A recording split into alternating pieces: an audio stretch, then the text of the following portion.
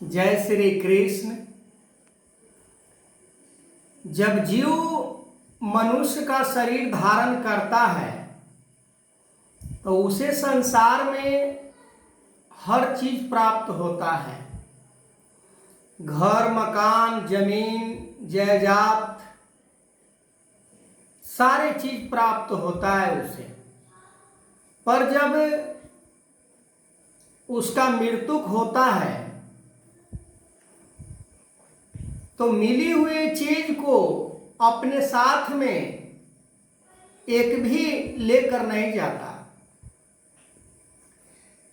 इससे साबित होता है कि संसार से मिली हुई चीज को संसार के सेवा में लगाने से मनुष्य संसार के बंधन में नहीं बंधता। जैसे कोई व्यक्ति ऑफिस या दफ्तर में काम करता है तो उस दफ्तर या ऑफिस में उसे कुर्सी, टेबल, डायरी, अनेकों चीज जो उसे प्राप्त होता है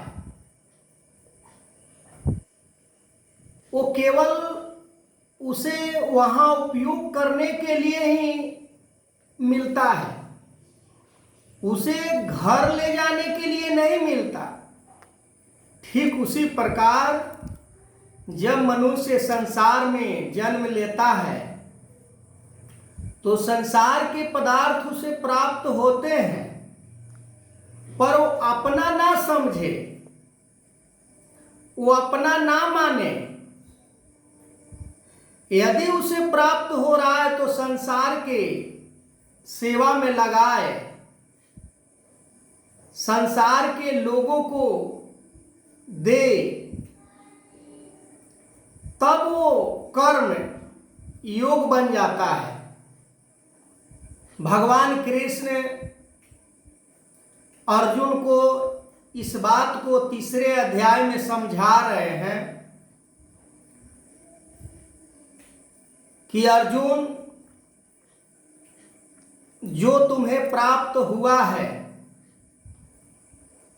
कर्म, उस कर्म को करने मात्र से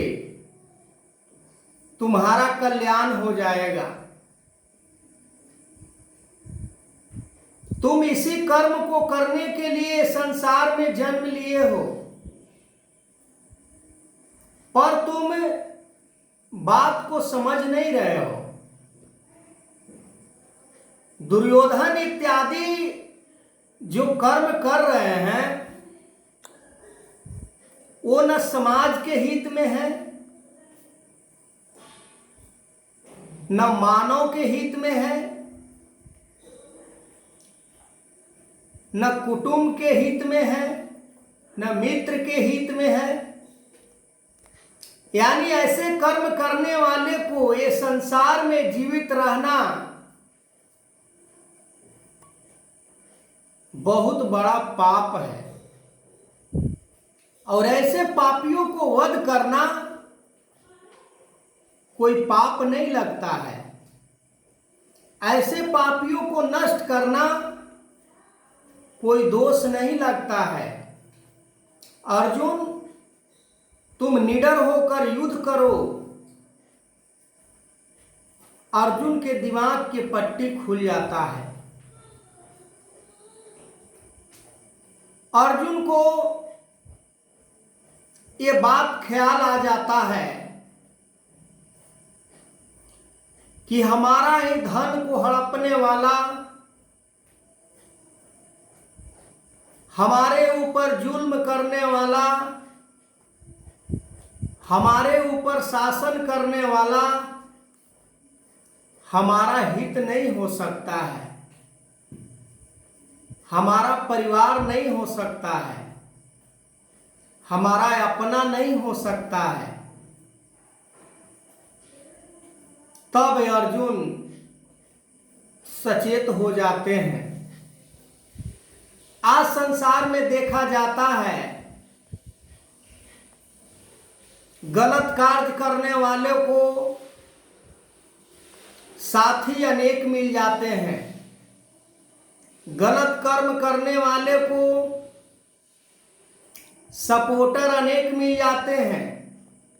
मैंने अपने जीवन में ऐसा महसूस किया है, ऐसा अनुभव किया है, ऐसा हमने देखा है और आज भी हम देखते हैं कि जो दूसरे के ऊपर अन्याय करता है, दूसरे के साथ छल कपट करता है, दूसरे को दुख देने में, पीड़ा देने में वो अपना विश्वास रखता है, यकीन रखता है, उसके साथी अनेकों मिल जाते हैं। पर ज्ञानी जो होते हैं वो अपने बुद्धि और विवेक से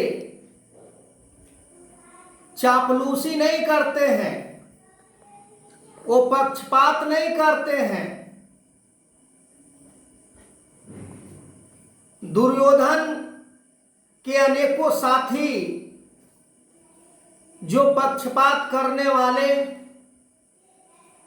दुर्योधन के पक्ष में युद्ध करने वाले को शायद ये पता नहीं था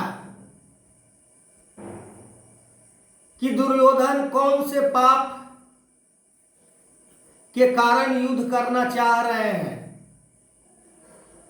कोई अच्छे कर्म नहीं था दुर्योधन का जिसके कारण युद्ध करने का नौबत आ गया था।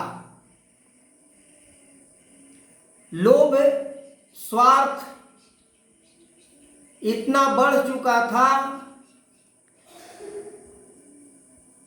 इतना पाप बढ़ चुका था कि स्वयं परमात्मा निराकार से साकार रूप धारण करके भगवान कृष्ण के रूप में उन सभी दुष्टों को, पापियों को नाश करने का मन के अंदर निश्चय कर लिए थे और वो कार्य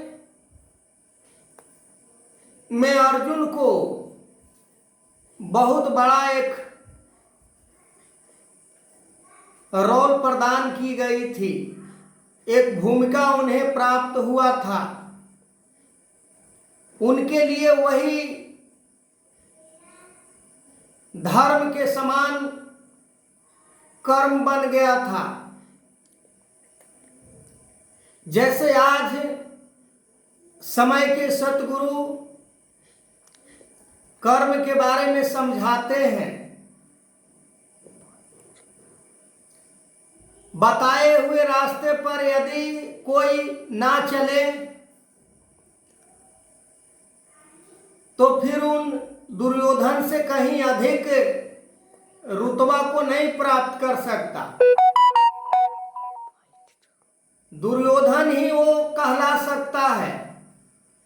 आगे मैं इस वीडियो को कंटिन्यू करूंगा, तब तक के लिए जय श्री कृष्ण।